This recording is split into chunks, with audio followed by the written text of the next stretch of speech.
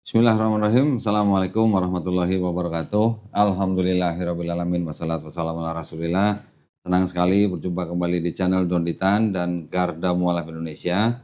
Alhamdulillah malam hari ini saya kedatangan tamu yang kedua kali. Kayak Yesus.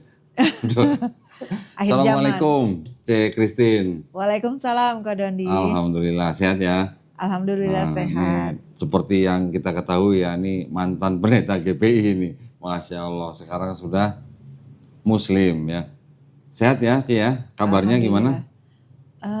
Ya banyak kaget-kagetnya. Oh, banyak kaget. Gara-gara masuk channel Donditan. Betul.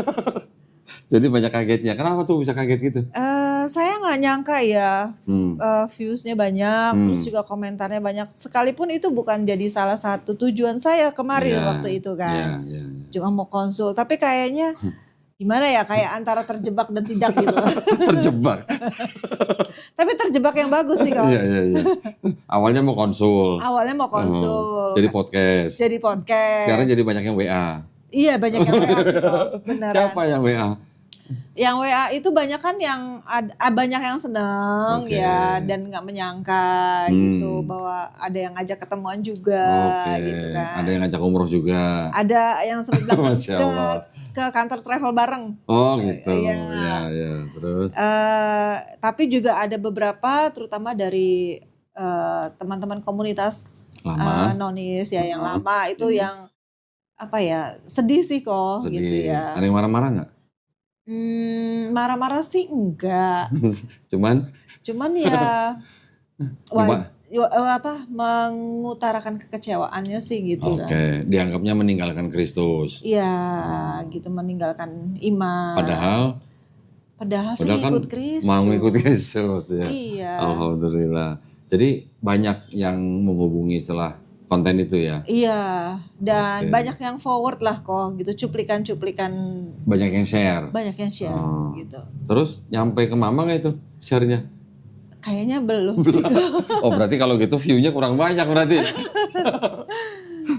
Makanya kita podcast lagi karena juga banyak yang request part 2 dong gitu. Kayaknya kemarin tuh banyak yang penasaran. Iya. Karena kan yang konten kemarin itu kan konten yang edisi sensor. Iya sih kok. Itu apa ya, kalau istilah orang Inggris itu brutal honest ya kok. Oh brutal honest. Gitu.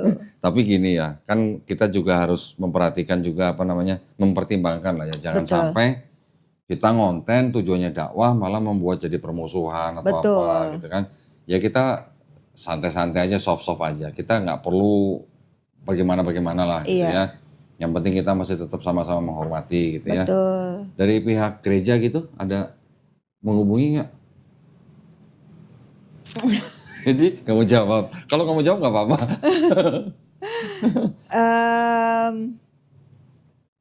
Ya ada.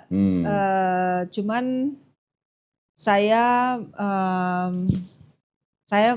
menjelaskannya bahwa saya pun juga tidak pernah menyangka gitu bahwa suatu saat saya menjadi seorang mualafah ya. Gitu. Itu mendapatkan hidayah itu menurut saya itu suatu hal yang privilege dan bukannya hal yang dibuat-buat. Dan kalau saya ada sampai sekarang seperti ini, itu adalah journey kehidupan saya sih, kalau gitu. Itu namanya menjemput hidayah ya. Menjemput hidayah. Iya. Apalagi kemarin kan waktu cerita pertama kan, kalau Ci Christine kan malah mengucapkan sebuah kata yang nggak pernah tahu artinya apa. Betul. Ya, dari kata hayakallah itu ya. Betul. Ternyata gara-gara konten itu pertama, banyak penonton searching di Google apa artinya hayakallah gitu. Oh iya. Banyak yang cari, ternyata Masya Allah artinya sangat baik. Ya. Alhamdulillah. Itu adalah, ada yang bilang bahwa itu adalah sebenarnya doa yang biasa diucapkan untuk orang lain. Supaya orang itu panjang umur, langgeng dan segala macam. Masya Allah ya, itu juga, saya sendiri juga baru dengar ada orang menuju ke Islamnya tuh pakai kata hayakallah, itu juga baru dengar kemarin. Nah itu ternyata dialami oleh Ci Christine dan Ci Christine sudah mengalami lah ya istilahnya perjalanannya ketika masuk Islam, terus kemudian bagaimana memulai Islamnya gitu ya. Iya. Gimana, berat nggak? Itu ketawa. Ditanya berat gak? Oke, jadi setelah saya mempelajari yang hayakaulo, menerima kata-kata itu, ternyata ini menurut pendapat pribadi saya ya, bahwa itu adalah salah satu perjalanan siklus manusia gitu. Bahwa yang melanggengkan rezekinya kita juga adalah Allah, tapi nggak selalu bahwa kita itu menerima something yang enak-enak menurut manusia gitu, karena Allah juga kan berkata bahwa Dialah yang memperbaiki hidup kita gitu. Ketika hidup kita diperbaiki nggak mudah ya toh gitu loh.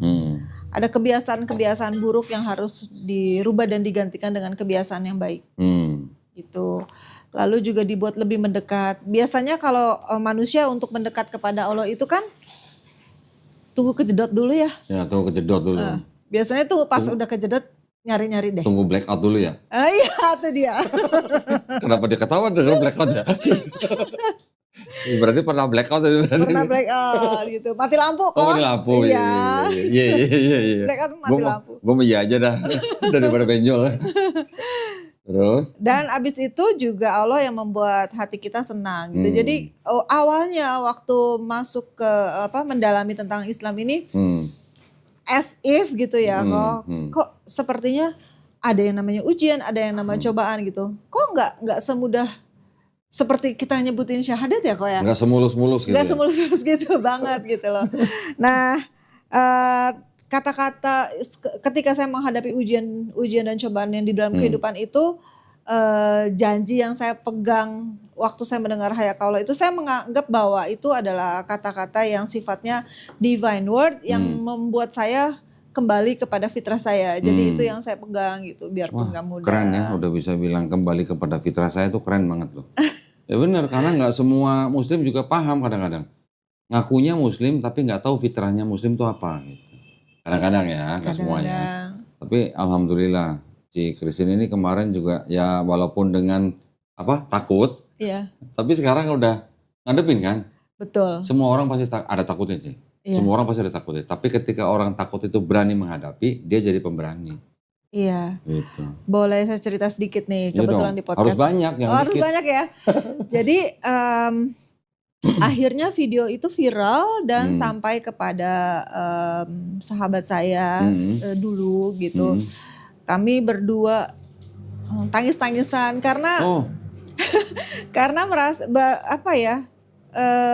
berarti kan tidak satu server nih gitu. Oh, temennya ini bukan Islam. Iya, nonis. Oke, tidak lagi satu server gitu, tidak bisa melakukan kegiatan yang dulu kita lakukan gitu.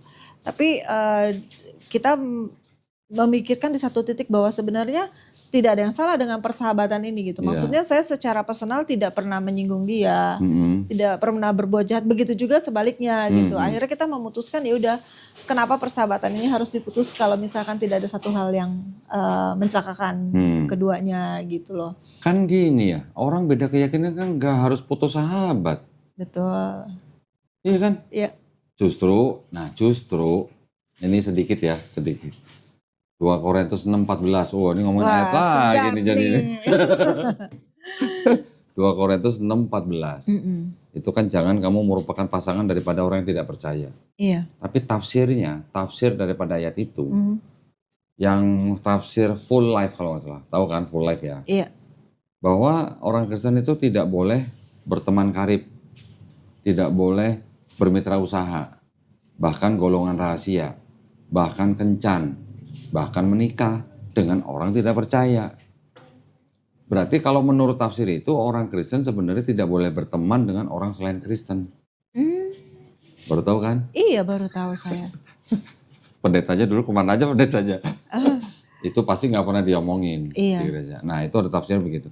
Jadi maksudnya teman yang Kristen itu harus kasih paham bahwa kalau di Islam kita boleh berteman dengan siapa saja.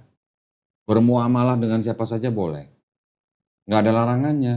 Tapi yang penting kita tetap menjaga akidah kita. Betul. Tuh. Itu sampai tangis-tangisan berarti kayak orang perpisahan gitu. Sedih sih, Oh, sedih. sedih karena kan kita benar-benar close friend ya kok. Oke. Cuman akhirnya kita sampai pada kesimpulan untuk saling menghormati dan menghargai perjalanan spiritual kita gitu masing-masing gitu. Sambil saling mendoakan yang terbaik aja sih. Oke. Tapi kan masih tetap berteman kan? Masih dong kok. Masih. Iya. Ya alhamdulillah, kan kita kan justru berteman dengan orang yang bukan Islam kan malah diharapkan kita juga bisa membawa rahmatan lil alamin buat mereka. Bukan menginjili ya, bukan menginjili loh. Membawa akhlak Islam kepada setiap orang kan itu sama juga kita menyebarkan rahmatan lil alamin pada setiap manusia yang lain. Terus klien gimana klien? Berat banget tadi jawabnya. Ini aku apa ya? Mereka punya satu hak masing-masing sih ya untuk menentukan kepada siapa mereka bekerja sama gitu ya. Nah kebetulan aja mungkin dari pihak aku nih kok ada yang belum bisa menerima gitu. Saya nggak menyalahkan sih. Jadi itu adalah pilihan dan hak mereka gitu loh. Cuman setelah saya belajar di Islam tuh kok ya, di surat Al-Insyirah. Widih, mantap. Coba bacain. Aku belum bisa bahasa Arab. Ya ini ya intinya bahasa Indonesia gini, setelah kamu melakukan sesuatu, lakukanlah lagi pekerjaan sesuatu dengan kualitas yang sama baiknya gitu. Itu di ayat yang sesudah Inaka usri yusra. Gitu. Terus? Iya, jadi di situ saya juga belajar gitu bahwa jadi seorang mualafah itu atau semua orang muslim tuh nggak boleh yang namanya nggak ada kata malas ya kok gitu. Karena itu diperintahkan sama Allah bahwa kita tuh harus produktif dan bermanfaat gitu buat banyak orang.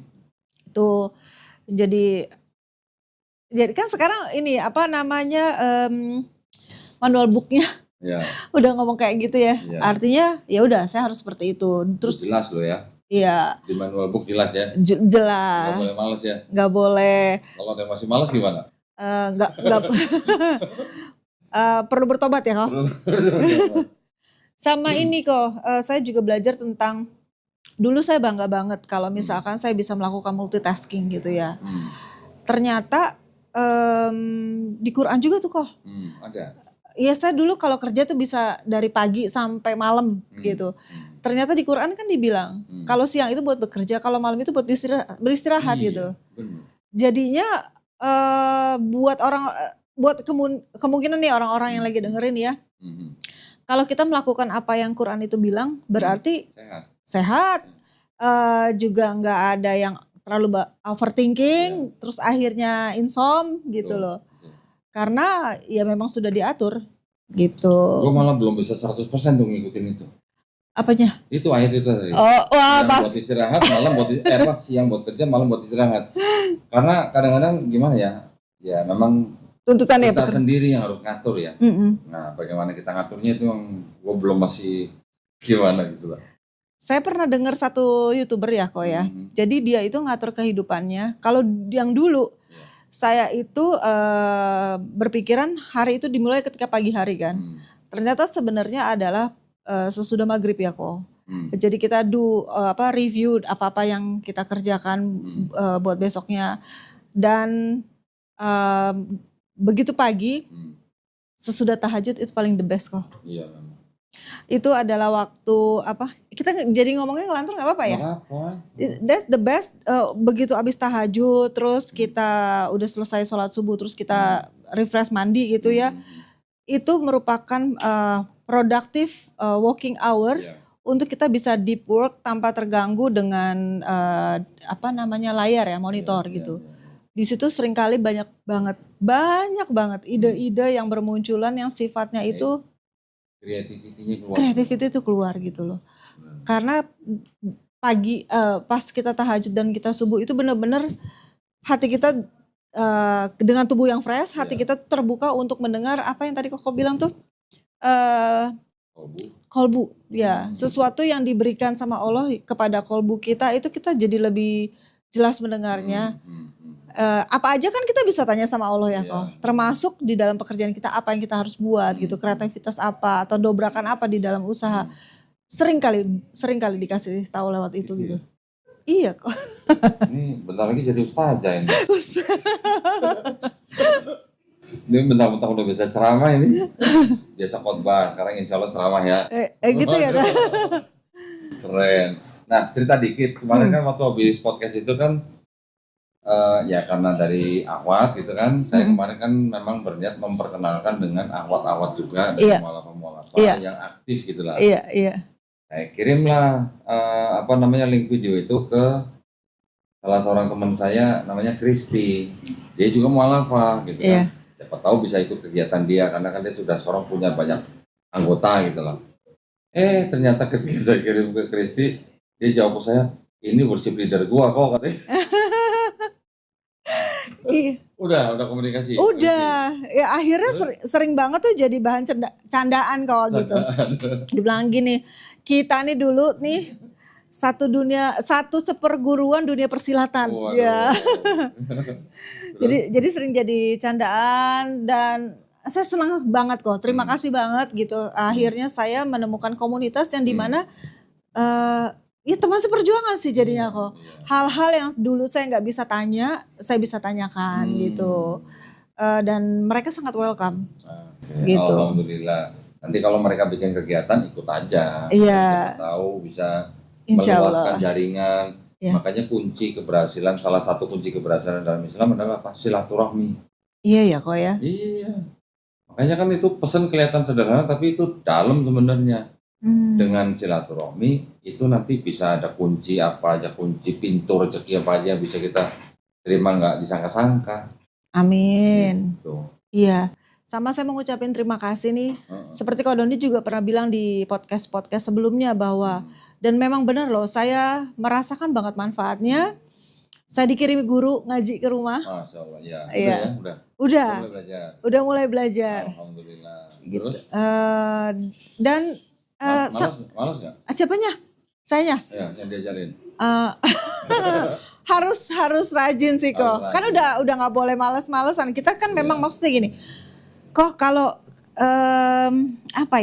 ketika kita mendapatkan hidayah, terus kita mulai menggali dan itu tuh nggak pernah berhenti gitu. Jadi dari sini terus kita lucu, oh ini artinya ini artinya ini gitu loh.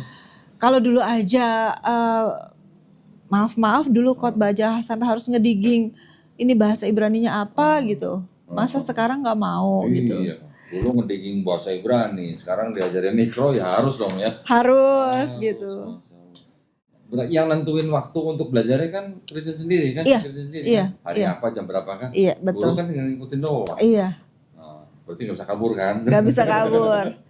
Makanya terima kasih banget loh kok. Iya. Itu dari Yayasan Garda. Iya. Ya, itulah yang bisa dilakukan buat para mualaf. Karena apa? Karena kalau kita yang mengadakan kajian buat mualaf itu, terus kita undang untuk datang ke sebuah tempat, belum tentu gampang datangnya, karena ada kesibukan ini kan. Makanya kita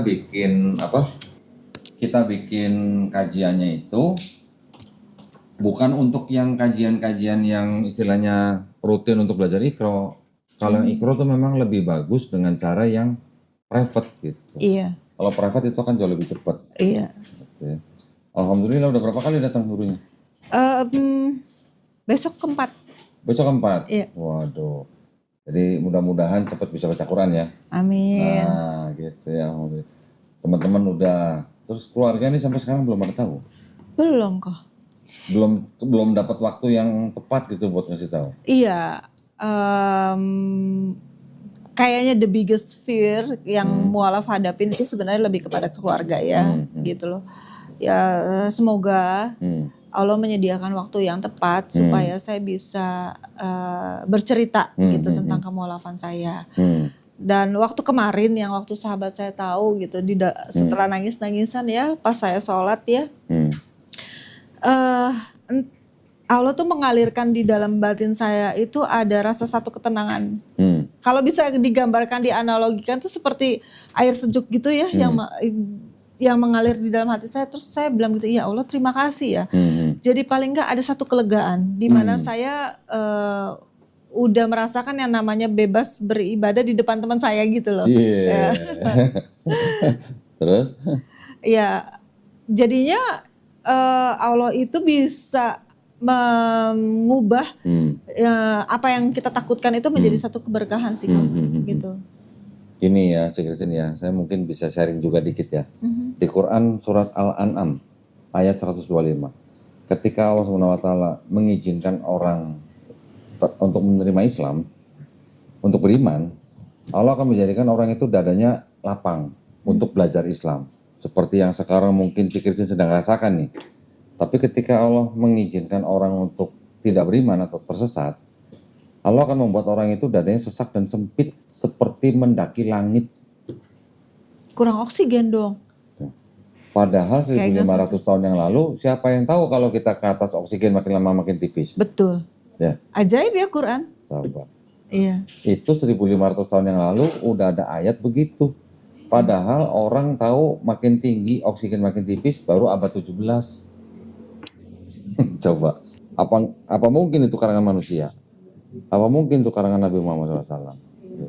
Nah, sekarang si Christine nih kan sudah diizinkan nih untuk beriman nih. Sekarang dibukakan, dilapangkan hati untuk belajar Islam. Nah, makanya nanti jangan bolos. Jangan bolos ya, harus rutin. Kuncinya kalau belajar Iqra itu pengulangan. Dengan sering mengulang pasti cepat bisa. Apa yang ditakutin? Sorry gini. Kalau tadi Cik Christine bilang keluarga belum tahu, berarti videonya belum viral. Lah buktinya keluarga belum tahu ya. Iya dong. Enggak, bukan maksudnya kan belum apa namanya belum viral banget lah gitu. Tapi apa yang ditakutin Cik Christine kalau misalnya orang tua tahu? Padahal kalau udah berani podcast kan berarti udah siap ya orang tua tahu ya? Iya, apa ya? Bingung juga kenapa waktu itu saya nekat ya. Ini orang cuma pengen konsultasi. Podcastnya udah kelar baru bingungnya belakangan. Habis itu tiba-tiba beneran viral. Kan saya juga nggak menyangka ya. Iya. Jadi viral gitu dan lebih disebarluaskan baik lewat orang nge-share. Lewat WhatsApp juga gitu loh. Iya. Ya sudah, maksudnya itu sudah terjadi gitu. Nah saya tinggal menunggu waktunya yang dari Allah aja untuk bisa ngomong ke mama gitu. Nggak pengen mendingan Cik Christine yang ngasih tahu orang tua daripada orang tua nanti tahu dari orang lain. Iya, saya lagi menunggu waktu yang tepat untuk berani ngomong gitu. Oke. Karena pastinya saya juga harus menyiapkan, pasti akan ditanya-tanya. Iya. Dan itu saya harus menyiapkan jawaban-jawaban yang tepat guna lah. Sambil menunggu waktu yang tepat, kan waktunya belajar tuh. Iya. Nah, nanti ketika sampai pada waktunya harus ngasih tahu kan paling tidak sudah ada ilmunya gitu. Iya. Nah, saya tuh sempat dengar, bukan sih baca di komen ya, bahwa ini buat orang yang menyaksikan YouTube juga, sering banget kan bahwa konten-kontennya Ko Dodi di podcast ini tuh sangat baik gitu, dan mungkin juga banyak mualaf yang sebenarnya kan nggak menghafalkan semua yang ada di podcast. Nah, saya juga tahu bahwa barusan nih bahwa Ko Dodi sudah menyiapkan toolsnya untuk ilmu yang sudah dipelajari ini di dalam bentuk buku ya kok. Iya. Nah itu bukunya ini kayak gimana nih kok? Ini. Ini bukan promosi, bukan apa ya? Ini memang. Bukan, ini mendadak orang saya yang tanya. Buku ini judulnya Bible Expose. Saya menyusun buku ini dari tahun 2018. Iya. Ya, dari 2018 itu kan ya biasalah kita kumpulan orang-orang yang, karena kan waktu itu kan saya bikin grup WA. Di dalam grup WA itu kan memang banyak orang-orang yang curious gitu sama kristologi. Jadi kita waktu itu sedang cari kontradiksi yang ada dalam Bible. Terkumpullah kira-kira 275 kontradiksi. Ya, nah dari 275 kontradiksi itu ini 85-nya. Berarti ini first edition ya? Volume 1. Volume 1. Nanti insya Allah akan ada volume 2 dan seterusnya. Karena apa? Di Bible-nya LAITB ada ketentuan. dilarang mengutip ayat dari kitab ini untuk tujuan komersial 500 ayat. Untuk non komersial 1000 ayat. Oke. Jadi gue bikin 85. Nah setiap kontradiksi kan biasanya saya bandingkan antara 4 ayat minimal. 85 kali 4 itu udah berapa? Udah 300 lebih. Belum kalau ayatnya lebih dari 1 di setiap itu. Iya, untuk teman-teman mualaf ini bisa mendapatkan buku yang keren kayak gini di mana nih kok? Ini di toko hijau ada, di toko oren ada, sama bisa pesan ke Melisa. Melisa ya. Nah, ada nomornya, ada linknya di deskripsi. Ini pasti berguna banget sih. Ya gini, ini tujuan saya bikin buku ini bukan untuk apa-apa, tapi tujuannya hanya untuk membentengi akidah umat Islam sebenarnya. Tujuan awalnya itu, tujuan utamanya gitu. Jadi ini tuh it's a must book untuk para mualaf dan mualafah. Karena bakal ditanya-tanya pasti kok. Pasti. Iya. Kalau nggak belajar dari kitabnya sendiri terus bagaimana gitu kan. Dan ini enaknya karena udah dirangkum, kok jadi saya yang promosi? Iya nggak apa-apa, nanti gue bayar nih kayaknya nih. Ini mentang-mentang usahanya digital marketing nih. Enggak sih, bener kok. Ini sangat membantu gitu. Dan ini bisa dikirimkan ke seluruh Indonesia kan? Ke Malaysia aja nyampe. Oh ya? Iya. Wah. Iya, Mel yang ke Belanda, jadi nggak kirim Belanda? Oh enggak. Oh Singapura ya. Ke luar negeri bisa kok, sekarang bisa pakai JNE kok. Oke. Gue sebutin JNE nggak apa-apa. Oh iya. Walaupun gue nggak di-endorse sama JNE. Nggak apa-apa, gue sebutin JNE bisa nyampe kirim ke Malaysia. Dan murah. Kenapa JNE gue sebutin? Kenapa? Karena JNE itu Masya Allah, mereka tuh program untuk Islamnya juga luar biasa. Oh. Bangun masjid di mana-mana. Wow, keren sih. Karyawannya udah sekian tahun naik umroh. Wah. Berangkat umroh bukan naik umroh. Iya. Saya udah pernah ketemu sekali dengan ownernya. Masya Allah. Keren banget. Jadi memang harus saling bersinergi. Iya, bahkan waktu itu saya sama Kohani, kita mau kirim Quran ke daerah-daerah terpencil. Ya. Pernah kan beberapa kali lah. Pertama kali saya ke JNE dikirim ke daerah mana waktu itu ya? Di Riau. Di Riau. Ongkos kirimnya 13 juta. Gue sebutin aja nih, 13 juta. Fully covered by JNE. Wow. Ya. Kirim lagi ke waktu itu ke daerah NTT. Ditimbang. Berapa? 43 juta. Fully covered by JNE. Masya Allah. Keren ya. Alhamdulillah. Itulah jihadnya JNE. Oh iya. Jadi kita apa-apa saling bantu aja. Jadi gue nggak canggung-canggung kalau gue sebutin JNE di sini gitu. Karena kita pernah dibantu sama JNE untuk berdakwah gitu. Ya saya yakin channel ini tuh juga bukan cuman membantu orang-orang yang mencari kebenaran gitu ya kok ya. Tapi lebih kepada kerjasama persaudaraan seperti yang Mbak tadi kok sampaikan gitu. Betul.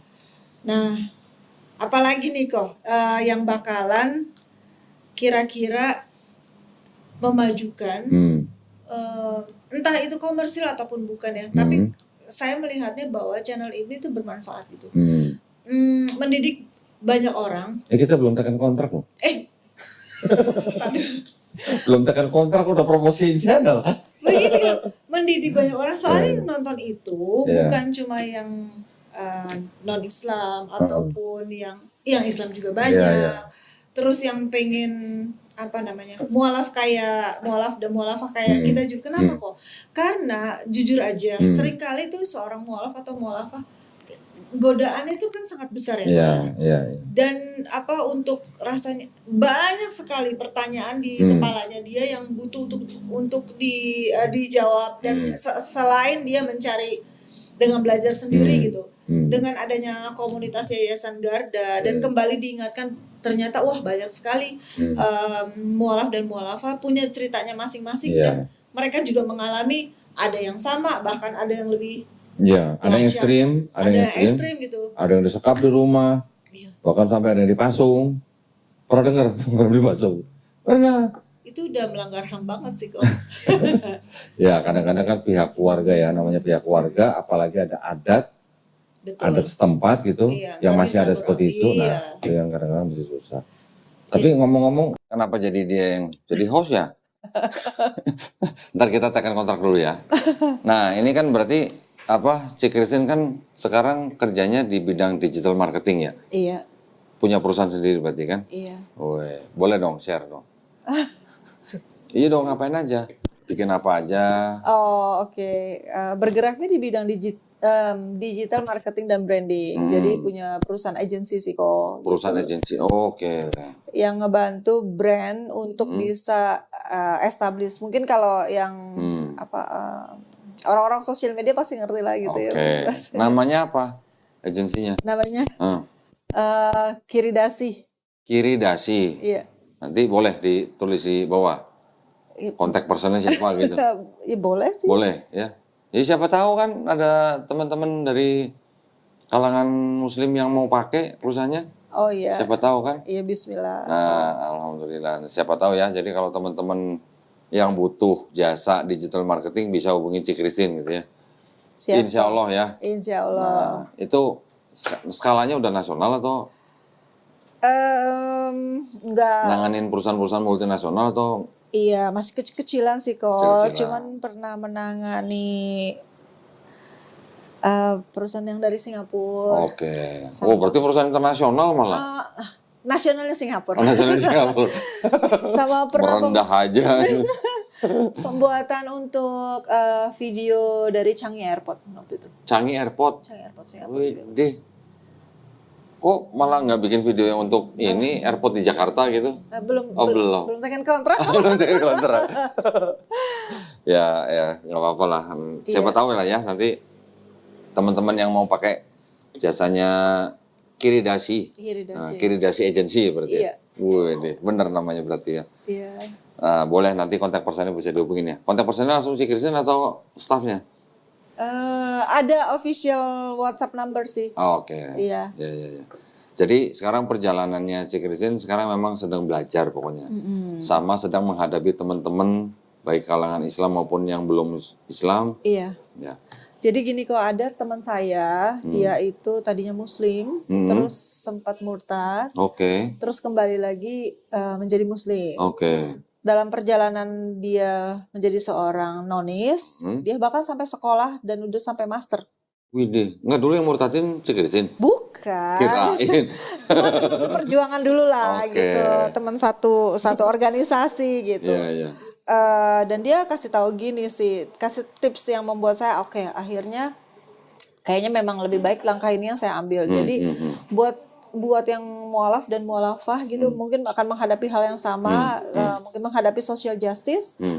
Jadi yang pertama no condemnation. No condemnation. Terus juga no clarification. Maksudnya nggak perlu. Nggak semua orang itu nggak semua orang yang protes itu perlu kita jelaskan gitu loh Pak ya. Karena dengan aku sih terlalu percaya ya kok dengan berubahnya seorang untuk lebih berserah, kembali ke fitrah dan memperdalami apa yang dia percayai, itu akan mengubah pribadi orang itu menjadi lebih baik sih. Jadi dengan sendirinya kalau buat aku tanpa kita harus melakukan pembelaan diri gitu. Kehidupan kita sendiri juga akan berbicara gitu. Itu aja. Tapi itu dulu teman satu organisasi ketika dia sedang murtad atau ketika dia muslim? Kan sekarang udah muslim lagi. Enggak, dulunya. Dulunya. Kan pertama kenalnya? Oh, dulunya itu waktu dia satu organisasi kok sama aku. Iya. Kenal dianya murtad. Tuh ketika dia sedang murtad. Gitu. Nggak nanya dulu kenapa murtad gitu. Lupa. Dia aja kaget loh. Oh really, dia bilang gitu. Interesting, dia bilang gitu. Kita harus ketemu nih. Tapi udah cerita panjang lebar ya udahlah. Pokoknya cukup aja waktu itu cukup kita teleponan, dia juga ngerasa wow nggak nyangka ya gitu. Karena dia tahu sepak terjang aku kok dulu, kok gimana gitu loh. Maksudnya kan di masa yang sebelum saya menjadi mualafah gitu loh kok gitu. Berarti yang Kristi juga tahu dong sepak terjang Cik Christine dong berarti. Nggak tahu deh kalau dia tahu apa enggak, cuman udahlah kok jangan. Iya. Kan dia mancing. Yang pertama ngomong sepak terjang kan dia bukan gua. Ada jejak-jejak digitalnya sih yang dulu, tapi saya udah nggak mau buka, udah nggak mau itu lagi. Gitu. Oke. Yang penting sekarang kita ngeliat ke depan. Betul. Iya. Kalau ngeliat ke belakang nanti kejedot. Betul kok. Iya. ngeliat ke belakang ntar blackout lagi ntar ya. Wah udahlah, udah tidak lagi itu. Udah tidak lagi Tidak ya. boleh lagi. Oke, ya Iya. mudah-mudahan kita semuanya nanti bisa ngejalanin yang di depan kita dengan jauh lebih baik lah gitu ya. Iya. Dan Oke. harus berkomunitas, bener banget. Nah, itu dia. Bersyukur banget aku kena podcast di sini dikenalin dengan teman-teman. Kita nggak sendirian gitu. Penting, karena yang namanya ganti komunitas itu penting. Betul. Bukan berarti kita terus harus bermusuhan dengan komunitas lama, bukan. Tapi kalau kita punya komunitas yang baru, yang jelas kita pasti imannya jauh lebih terjaga. Gitu. Iya. Kalau masih di sini terus ya, nanti diajakin ini kadang-kadang tergoda gitu kan. Buat teman-teman yang mualaf dan mualafah kok, walaupun tanpa di podcast atau datang ke sini, bisa nggak sih join? Sebenarnya bisa kalau untuk komunitasnya ya. Untuk komunitasnya Ya. maksud saya. Bisa. Oh, menghubungi siapa kok? Saya lagi jadi hostnya. Itu. Itu tuh Melisa tuh. Atau mau jadi ini public relation? Boleh juga. Kan gini, yang namanya mualaf itu kan memang harusnya punya komunitas yang artinya kita bisa saling komunikasi, ya kan? Ada kegiatan apa, kalau bisa kita undang juga mereka datang. Walaupun nggak bersyarat di sini nggak apa-apa. Betul. Yang penting tujuannya pada saat event itu kita bisa menguatkan iman kita gitu. Ya bersyukur banget, alhamdulillah. Iya, nah bedanya mungkin kalau di ini ngomongin sebelah lagi sebentar aja. Iya, oke. Kalau yang dulu di sebelah itu kan pasti kan denominasinya kan beda-beda. Iya. Nggak mungkin gereja ini ngundang gereja ini kan nggak mungkin. Iya. Iya kan? Kalau ngundang bentar rebutan jemaat lagi ntar. Wah itu. Nah ya kan, jadi kan di Islam itu sebenarnya kita malah nggak mengenal yang namanya harokah seperti itu untuk kalangan mualaf. Mualaf ya mualaf, udah mau syahadat di mana tetap sama. Bahkan kalau mualaf ketemu mualaf itu kadang-kadang malah rasanya seperti saudara yang lama nggak ketemu walaupun kita nggak kenal. Saya juga pernah ngalamin yang begitu. Oh, Ada apa ya namanya kesamaan rasa gitulah. jadi beda ya, sangat beda ya. Maksudnya gini, dia mau memberikan zakatnya kemanapun, infak kemanapun, Iya. enggak iya. Bukan kepada sebuah institusi atau kepada sebuah lembaga atau lembaga tertentu gitu. Zakat itu bisa kemana-mana. Tinggal tergantung kita nyalurannya lewat mana. Pokoknya kalau udah yang disebut dengan ambil zakat ya udah dia yang beramanah untuk memberikan kemana-mana. Gitu. Jadi nggak rebutan jemaat. Enggak ada istilah rebutan jemaat, enggak ada. Islam ya Islam. Coba sekarang kalau lagi safar.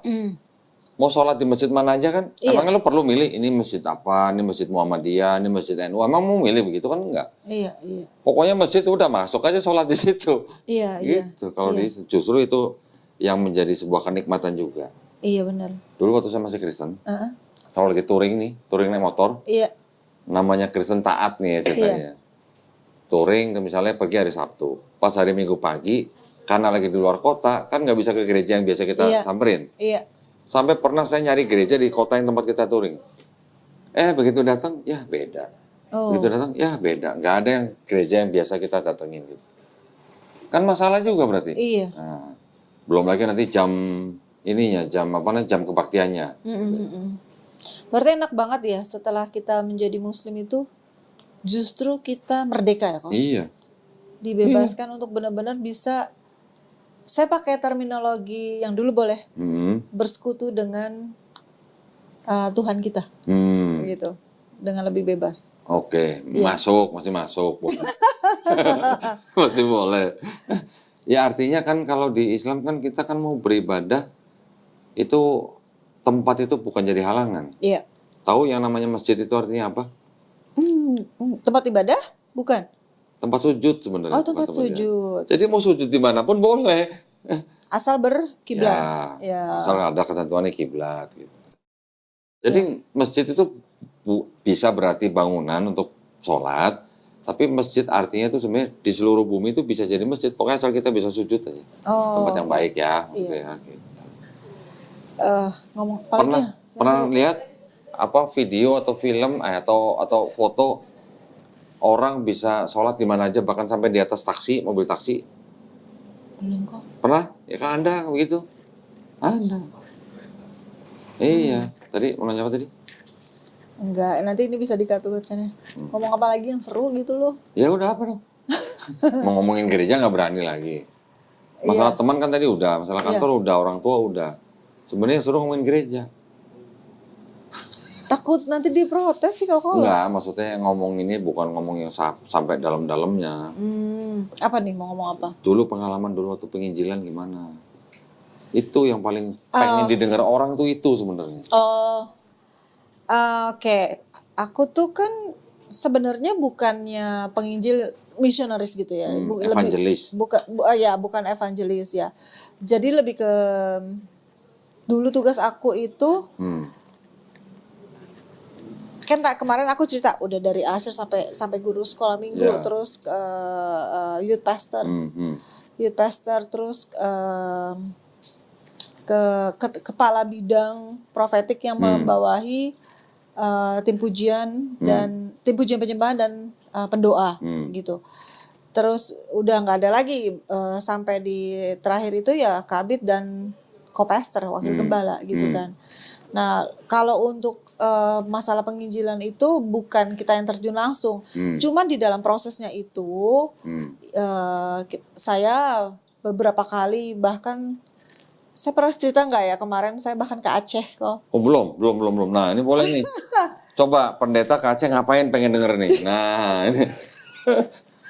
Iya. Jadi kan di Aceh juga ada gereja ya waktu itu. Jadi kita kunjungan ke sana. Ke kota Banda Aceh atau ke tempat daerah? Ke Acehnya. Banda Acehnya. Ke Banda Acehnya. Terus? Gitu loh. Ke gereja di sana sih. Jadi sebenarnya seperti istilahnya pertukaran mimbar gitu loh. Oke. Waktu di sana turun dari pesawat pakai hijab nggak? Enggak kok. Oh enggak ya. Wah itu diliatin orang banget. Iya. Aneh sendiri saya. Terus? Ya udah, tapi lebih kayak berkunjung ke gereja aja di situ gitu. Terus karena pendoa ya, jadi berdoa di menara doanya di Aceh sana gitu. Terus nggak ke pedalamannya? Enggak. Nah, pernah juga pelayanan ke orang miskin sih lebih sering. Di mana? Di Jakarta pernah. Terus di Surabaya juga.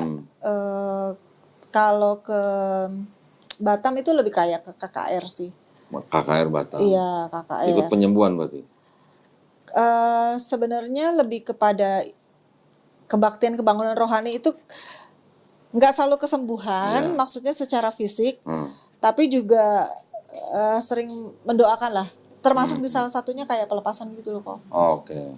Kan karena worship leader nih. Aku bukan worship leader, kagak bisa nyanyi. Terus? Apa ya bilangnya ya? Khotbah, berarti khotbah? Iya saya khotbah, dengan jadwal tertentu. Saya juga bertugas untuk mengatur jadwal orang-orang yang berkhotbah di gereja. Oh, yang ngatur jadwalnya? Iya, termasuk juga yang misalkan ada khotbah yang dari luar negeri gitu loh. Oke, termasuk yang transfer nggak? Itu bendahara. Oh, bendahara. Kirain yang ikut transfer. Nah, termasuk kalau ada pengkhotbah dari luar negeri? Iya, dari Amerika, India. Jadi penerjemahnya ya? Iya, saya juga kalau lagi nggak ada penerjemah, saya ikut menerjemahkan. Berarti rutin itu? Apa? Kalau pengkhotbah yang dari luar negeri itu memang rutin diundang? Iya, kan kita kadang suka berafiliasi juga kok. Oke. Iya. Itu kalau pengkhotbah dari luar negeri datang, biasanya di gedung, bukan di gereja yang biasanya, di gedung ya biasanya? Jadi, sebagai penjadwal ya, ada tim hospitality. Terus make sure jadwalnya dia itu full. Jadi antara pelayanan di gereja juga pelayanan di tempat-tempat gereja lain gitu. Nah kalau misalkan kita mau bikin kayak KKR, tergantung dari size-nya gitu loh. Tergantung dari dananya juga. Jadi mau nyewa tempat yang sebesar apa dengan kapasitas berapa gitu loh. Ngomong-ngomong soal dana, berarti galang dana nggak? Iya. Ya nggak apa-apa, ini kan fair-fairan aja. Kita di Islam juga galang dana, nggak ada masalah. Ya berarti sama lah ya. Sama. Ngomongin perpuluhan, jangan ya. Itu sangat sensitif. Iya. Ya udah. Berarti apalagi kira-kira mau diceritain? Udah ya. Udah mau sejam sih. Iya. Cukup sebenarnya. Cukup iya. Nanti kan juga ada editing. Iya. Ada apa lagi yang mau diceritain? Udah kok. Struktur organisasi udah cukup, nggak usah. Apa organisasi? Nggak perlu lah ya. Jangan terlalu Sensitif lah.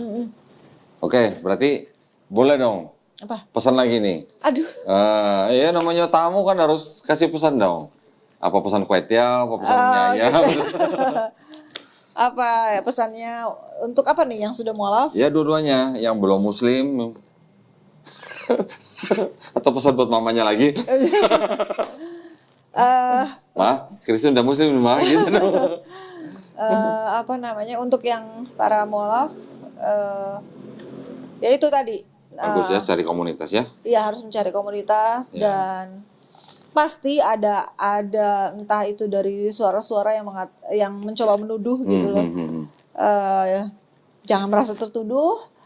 Dan mungkin ada beberapa pihak yang tidak perlu untuk dijelaskan karena waktu akan menjawab dengan sendirinya dengan perubahan hidup kita. Terus apa lagi? Tadi bagus tuh tadi contohnya.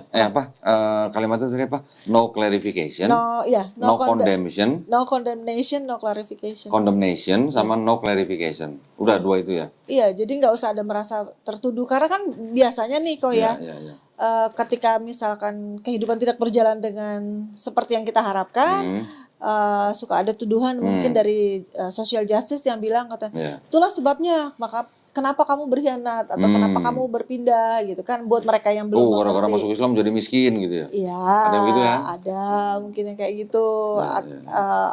Seperti as if gitu kayak dikutuk gitu. Jadi tetap kuat, saudara dan saudari seiman sekarang aku tetap kuat dan terus berkomunikasi. Siap, alhamdulillah keren nih pesannya penting ya. Ini khususnya buat mualaf ya.